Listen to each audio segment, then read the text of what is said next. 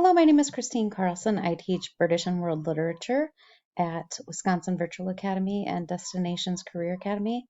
And today I will be reading the short story by Chinua Achebe, Marriage is a Private Affair. Chinua Achebe of the Igbo, also called Igbo people, was born in Nigeria in 1930. His writings often explore the struggles and tensions in post-colonial Nigerian society. He is best known for his 1958 novel, Things Fall Apart.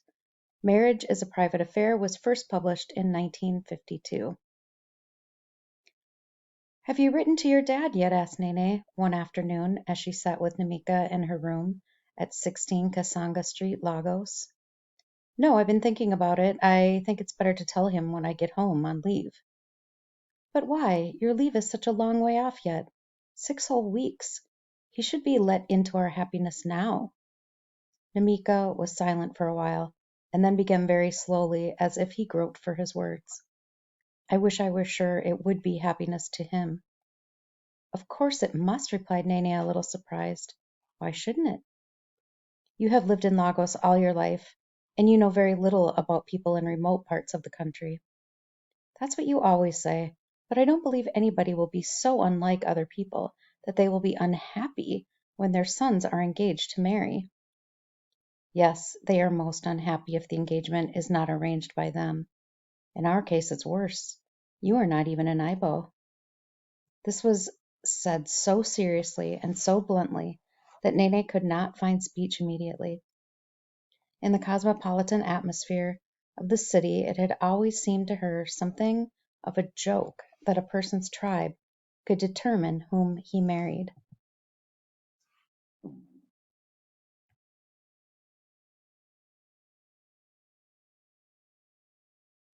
At last she said, You don't really mean that he will object to your marrying me simply on that account. I had always thought your Ibos were kindly disposed to other people. So we are, but when it comes to marriage, well, it's not quite so simple.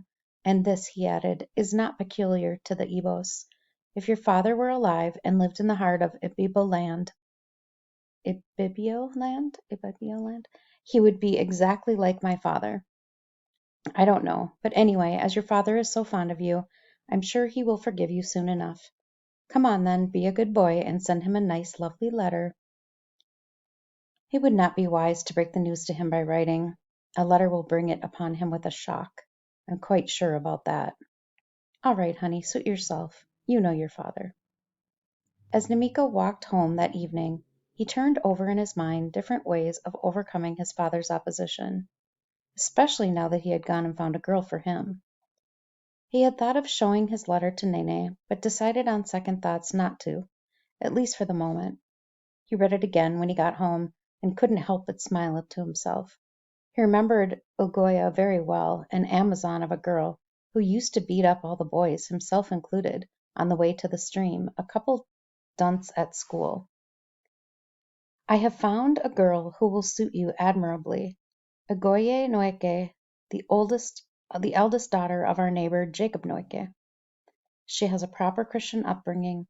When she stopped schooling some years ago, her father, a man of sound judgment, sent her to live in the house of a pastor where she has received all the training a wife could need. Her Sunday school teacher has told me that she reads her Bible very fluently. I hope we shall begin negotiations when you come home in December.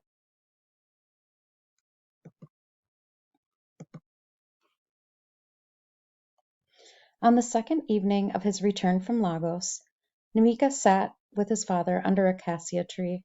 This was the old man's retreat, where he went to read his Bible when the parching December sun had set and a fresh reviving wind blew on the leaves.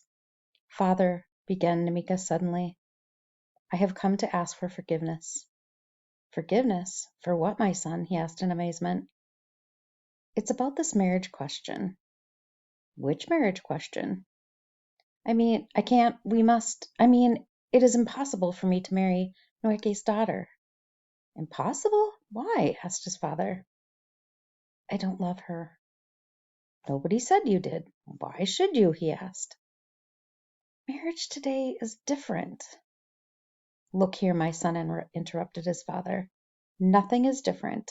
What one looks for in a wife are a good character and a Christian background.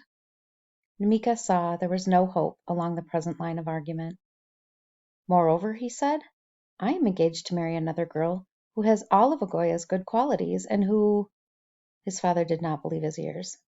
What did you say? He asked slowly and disconcertingly.